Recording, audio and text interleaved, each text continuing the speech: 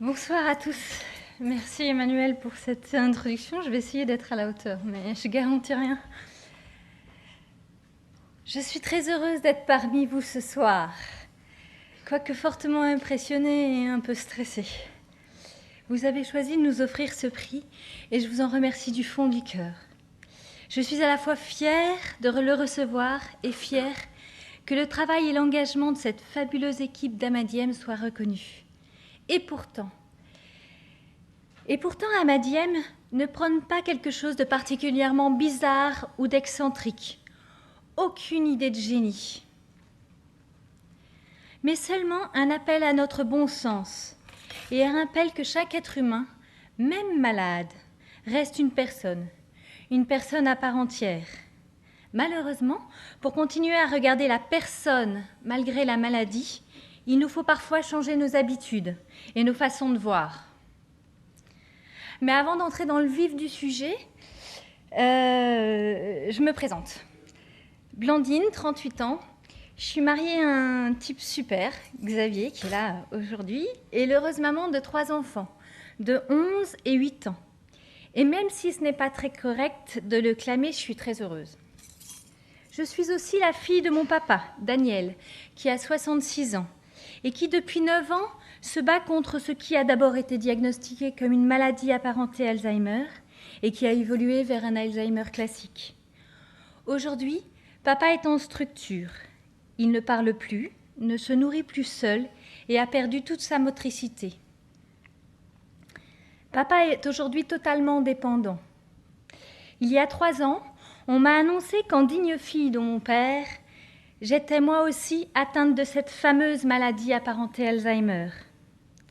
Et c'est sûr qu'avec Xavier, notre façon de voir la vie a changé. C'est évident que les difficultés existent pour nous aujourd'hui. Et avec ces nouvelles données, comment fait-on maintenant pour que notre vie reste sensée, même si ce que l'on traverse est totalement insensé? Alors, plutôt que de nous demander pourquoi nous, on s'est demandé pourquoi faire. C'est de ce pourquoi faire qu'est né Amadiem et son projet de maison. Et comment faire en sorte d'être fidèle à notre projet initial de vie ensemble? Comment faire pour que l'amour qui nous unit ne se dégrade pas face au poids de ma dépendance?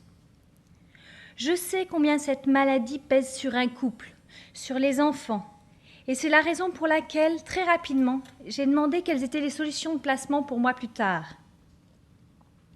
Je souhaite que mes enfants et mon mari soient déchargés des contraintes matérielles liées à ma dépendance. Je veux qu'ils puissent vivre le plus librement possible, non enchaînés à moi et à ma maladie. Je souhaite tout faire pour que les relations à mes proches soient les plus apaisées possibles. Que l'amour qui nous lie aujourd'hui ne se perde pas dans la maladie. Et pour cela, je pense qu'il est nécessaire de les décharger du poids que représente la dépendance d'un proche à domicile, qui n'est pas à se soucier de m'habiller le matin ou de me laver, ou encore vérifier si j'ai les 2 mêmes chaussures aux pieds. Amadiem sera une maison où le rythme est adapté à mon nouveau rythme de vie, où je ne sois pas sans cesse bousculée par une réalité qui ne sera plus la mienne, avec un mari qui travaille, qui vit, avec une famille qui a des impératifs horaires. Bref, un rythme de vie que je ne serai plus apte à suivre sans être confrontée sans cesse à l'échec et à mes manques. Un endroit où les personnes qui m'entourent seront formées à mes difficultés, bienveillantes aux capacités qu'il me reste et à ma liberté. Voilà. Aujourd'hui, l'association Amadiem prône ce regard différent. Regardez la personne avant la maladie. Regardez tout ce qui nous reste plutôt que tout ce qui nous manque. Et faire en sorte que l'avenir nous permette de vivre sereinement dans un espace humain, non pas qui ressemble à une maison, mais qui soit une maison. Une maison qui permettra à la personne vulnérable d'évoluer à son rythme et à ses proches de venir chez elle pour que la relation ainsi libéré des contingences matérielles, se trouve apaisé. Et pour qu'à l'amour ne succède pas l'épuisement puis la haine, mais bien qu'à l'amour succède la tendresse. Aujourd'hui, une personne atteinte par la maladie se retrouve dans un environnement clos, fermée par un digicode dont elle n'a pas le code, sans accès à l'extérieur. On décide pour elle de sa nourriture, on la lui sert à heure fixe, et on décide pour elle de son heure de sommeil. Parfois, on l'autorise à sortir, mais pour cela, elle aura parfois besoin de l'autorisation des médecins. Si la porte de sa chambre a claqué, alors elle est enfermée dans le couloir et dépend de la bonne compréhension du personnel pour lui rouvrir la porte de sa chambre. Pour éviter le déplacement intempestif d'objets, ses affaires, son linge, sont enfermés à clé dans un placard dont elle n'a pas l'accès. Pour peu que l'habillement prenne du temps, on demande à la famille de lui prévoir plutôt des joggings. Est-ce que cela vous rappelle quelque chose ? À moi, oui. Cela me rappelle un pénitencier, où les personnes sont elles aussi gardées sous clé, avec un accès très limité à la liberté d'agir. Et cela m'interroge. Que vous a-t-on fait pour mériter une telle peine ? En quoi représente-t-on un danger si grand pour la société qu'il faille nous garder sous clé ?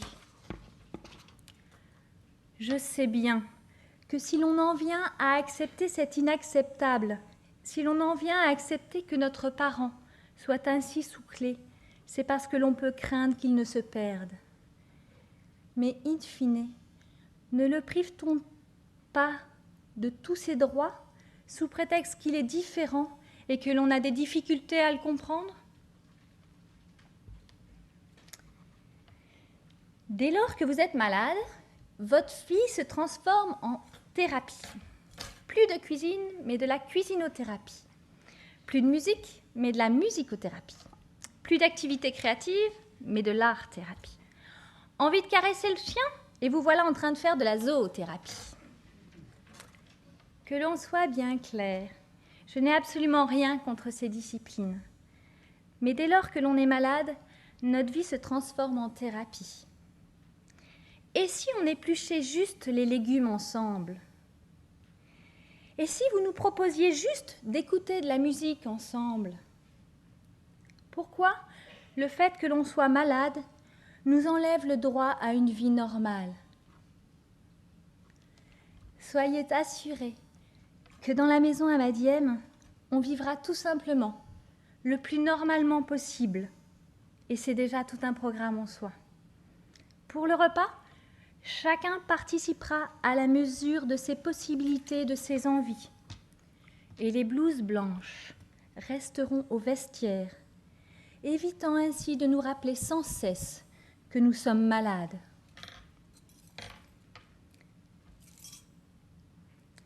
Je vous disais en introduction que Amadiem vous invite juste à changer le regard posé sur la maladie et sur la personne malade. Et pour cela, je vais m'appuyer sur un exemple. On parlait de l'église tout à l'heure. Récemment, je suis rentrée dans une église. Et contrairement à l'habitude, je ne me suis pas placée sur les bancs de l'allée centrale, mais sur les rangs de côté. Et là, j'ai pris conscience que la perspective était différente. Ainsi, cette femme de dos me donnait l'impression de prier.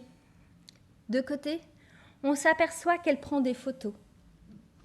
Voilà, sans jugement de valeur, regardez différemment l'autre pour le rejoindre là où il est, et non là où l'on s'imagine qu'il soit.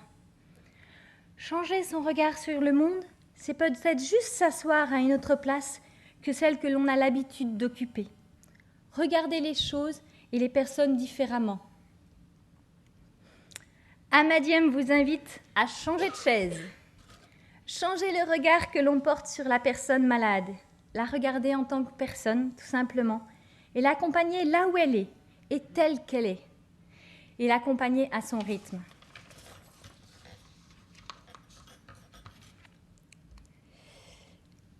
Actuellement, on n'est plus une personne, ni même une personne malade. On est un malade, on est un Alzheimer. Résultat, le regard des personnes est tronqué. Il est déjà influencé par les mots qu'ils utilisent pour me nommer. Ces mots me font disparaître. Et pourtant, si la maladie réduit mes capacités intellectuelles, si elle rend impossible pour moi la lecture d'un bon livre, si elle m'oblige aujourd'hui à me concentrer pour pouvoir vous parler ou comprendre ce que vous me dites, elle m'oblige aussi à grandir. La maladie m'oblige à trouver des solutions pour essayer de comprendre ce que l'on me dit, même lorsque les phrases qui m'arrivent n'ont plus de sens. Elle m'oblige à me concentrer sur ce que votre corps trahit dans ce que vous essayez de me dire. Elle m'oblige à être plus attentive à vos émotions pour pouvoir sans cesse m'y accorder. Sans cesse, j'essaye de faire un pas vers vous, d'être attentive à ce que vous émettez comme sentiment. Parfois, le ton d'une phrase, votre façon d'être trahit vos émotions. Et sachez que pour pouvoir être à vos côtés, je suis plus attentive à tout cela que je ne l'étais avant d'être malade. Pas le choix. Pour essayer de comprendre l'autre, je suis obligée de mobiliser tous les sens qui sont à ma disposition. Et je peux vous le dire, j'en fais des efforts pour me maintenir dans le monde. La maladie me force aussi à développer ma confiance en l'autre. Lorsque l'on entend Alzheimer, tout le monde, je crois, l'associe à des pertes de mémoire. Or, la perte de mémoire évoque des choses que tout un chacun connaît. Alors, on peut facilement penser que l'on comprend ce que l'autre vit. Après tout, cela arrive à tout le monde d'oublier quelque chose, non ? Effectivement. Lorsque j'oublie un mot, il arrive souvent que je sache qu'il existe, mais le mot m'échappe. Je l'ai oublié au sens classique du terme. C'est assez frustrant. Par contre, je suis aussi amenée à vivre des oublis d'un autre type. Des oublis qui n'ont rien de classique et qui transforment ma réalité, autant le dire tout de suite, je ne vis plus toujours dans votre réalité. Par exemple, pas plus tard que vendredi dernier, je suis allée à Decathlon réclamer une commande que je suis sûre d'avoir faite. Arrivée là-bas, ils m'ont assuré que je n'avais pas fait de commande. Et pourtant, je peux vous le dire, moi, j'en suis sûre, je l'ai passée cette commande. Je l'ai passée cette foutue commande, j'y suis allée. Que s'est-il donc réellement passé ? En fait, je suis perplexe, car je suis là confrontée à une différence entre ma réalité et celle des autres. Parfois, des objets apparaissent à la maison. D'où viennent-ils ? Comment sont-ils arrivés là ? L'instant d'avant, ils n'y étaient pas. L'instant d'après, si. Je fais alors appel à toute ma logique. Quelqu'un est-il passé ? D'où peut provenir cet objet ? Parfois, j'arrive à reconstruire un parcours hypothétique, tout à fait irréel pour moi, mais dont la logique me dit qu'il a dû se passer ainsi.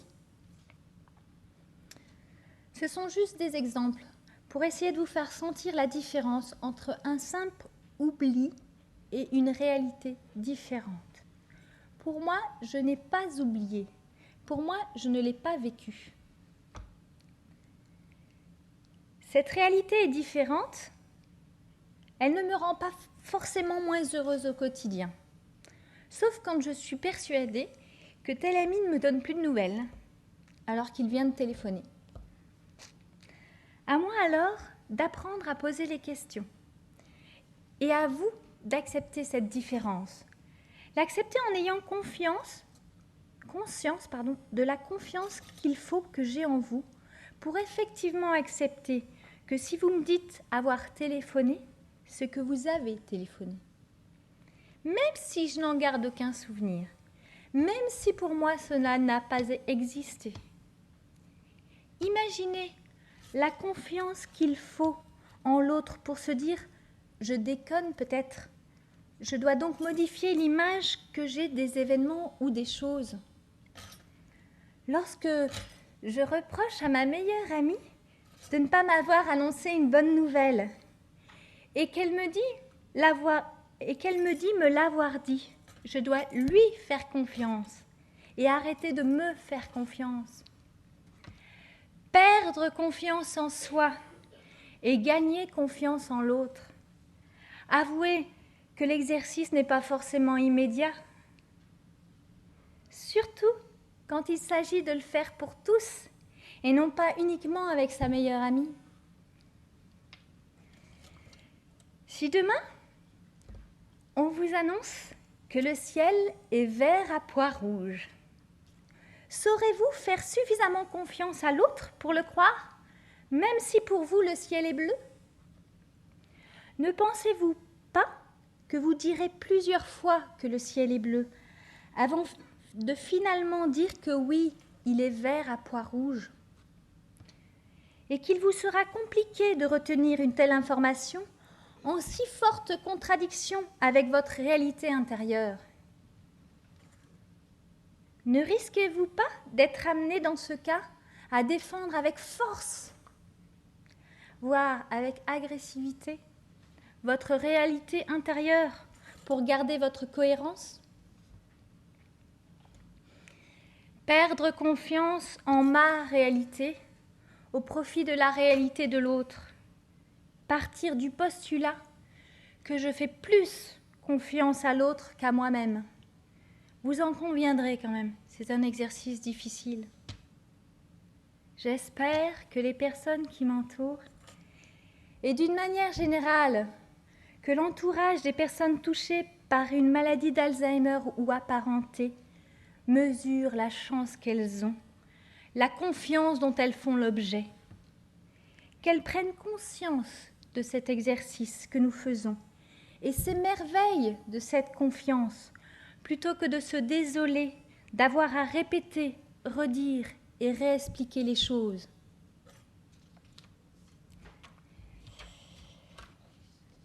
La solitude et la peur font aussi partie de ma réalité. La maladie d'Alzheimer et les maladies apparentées sont des maladies neurodégénératives. À la différence d'une personne souffrant de troubles cognitifs, à l'issue par exemple d'un AVC, il s'agit pour moi d'une dégénérescence progressive. Cela signifie concrètement que j'ai ressenti mes premières difficultés bien avant que le diagnostic ne tombe et bien avant que mon entourage ne pense qu'il me faille consulter. Je vivais avec ces difficultés.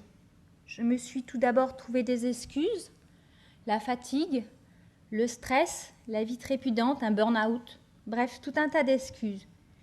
Puis, j'ai appris à contourner ces difficultés, à mettre en place un certain nombre de béquilles pour continuer.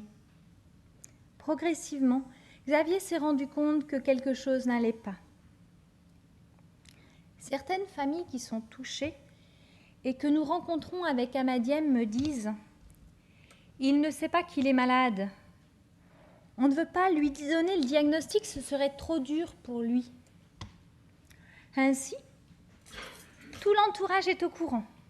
Ils en parlent tous entre eux, mais personne n'en parle au premier concerné. Je crois qu'il est important que chacun prenne conscience que la personne malade a une longueur d'avance sur tous, surtout au début.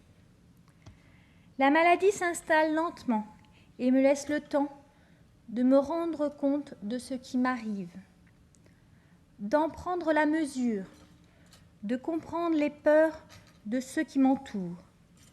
Après, chacun est libre d'en parler ou pas. Mais la solitude de ceux que l'entourage veut protéger en leur cachant la vérité, est immense. Et c'est aussi le combat d'Amadiem de rompre la solitude des personnes malades, notamment en libérant la parole autour de cette maladie et en les écoutant. La peur fait partie de notre vie. La peur de l'avenir, la peur de la perte de nos capacités intellectuelles que l'on voit diminuer.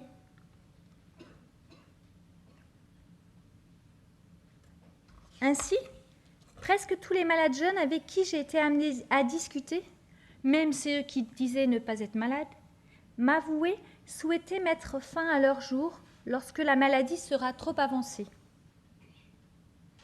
Et même avec un cerveau qui nous joue des tours, je peux vous dire que certains ont déjà bien potassé le sujet et font preuve de beaucoup d'imagination lorsqu'il s'agit de trouver une solution pour mourir. Je crois que c'est révélateur aussi de la façon dont est perçue la maladie d'Alzheimer et des peurs que provoque la perte des capacités intellectuelles et la modification profonde de notre personnalité. Mais voilà, mettre fin à mes jours avant que je ne sois plus moi-même. Aujourd'hui, même si j'ai changé, je suis toujours moi-même, enfin, je le crois. La question alors se pose, à partir de quand ne serai-je plus moi-même ? Demain, quand les différences de réalité seront plus importantes et plus nombreuses ? Après-demain, quand les mots ne me permettront plus de m'exprimer, qu'est-ce qui me définit au juste ? Mon papa est extrêmement dépendant. Il ne s'exprime plus, ne marche plus, ne bouge plus du tout. Depuis quelques semaines apparaissent les problèmes de déglutition. Et pourtant, il continue à m'apprendre des choses. Il m'apprend l'humilité, me fait découvrir une autre forme de tendresse. Il me fait prendre conscience que, même lorsque l'on pense que la dégénérescence est importante, il reste encore à l'homme du chemin à faire. Il m'apprend aussi que la perte de mes capacités intellectuelles, ce n'est pas si grave que cela, car il peut y avoir de belles choses à vivre et à transmettre tant que l'on est en vie. Il m'offre l'espoir qu'à mon tour, même réduite à la dépendance totale, même en l'absence de moyens de communication standards, je puisse aider mes enfants à grandir, à découvrir au fond d'eux des choses insoupçonnées. L'extrême dépendance, l'impuissance des gens qui souffrent et de ce que cela entraîne dans leur entourage dit quelque chose de l'amour.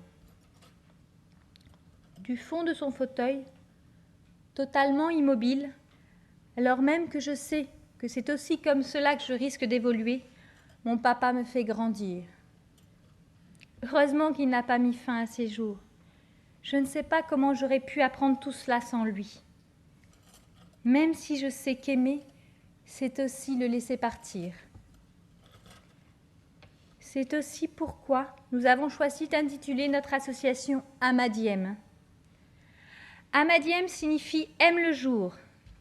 Aime le jour avec et malgré la maladie. Pour donner un message fort aux personnes malades et à leurs familles. Leur faire savoir que l'on pense qu'une vie est possible avec la maladie, une vie digne et heureuse. En conclusion, Sainte Thérèse de Lisieux disait en substance que dans le désert intérieur règne une qualité de paix que l'on ne trouve nulle part ailleurs sur terre, la paix des rois. Y a-t-il plus grand désert que là où la maladie m'emmène ? Dans tous les cas, je serai rassurée si effectivement ce désert intérieur m'apporte la paix des rois. En mettant tout en œuvre pour que la relation entre la personne et ses proches soit apaisée au quotidien, en prônant ce regard différent qui force à regarder la personne avant la maladie. Amadiem espère aider dès aujourd'hui les personnes à trouver cette paix des rois, en étant assurées que quoi qu'il arrive, elles seront respectées et accompagnées dignement. Merci à vous tous pour votre écoute. Merci au jury de nous avoir accordé en confiance ce prix Éthique et Société. Et je vous souhaite une belle soirée.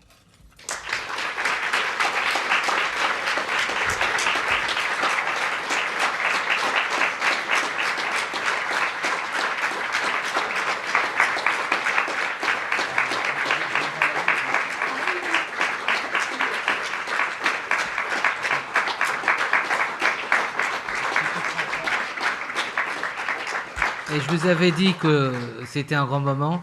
Et ça, on est vraiment dans le prix Pierre-Simon. Je veux dire, il est bien incarné par Blandine. Je le remercie véritablement. On va réécouter. J'ai discuté avec Roland Cher. C'est quasiment la leçon philosophique qu'elle nous a faite. Je vous demande encore de l'applaudir.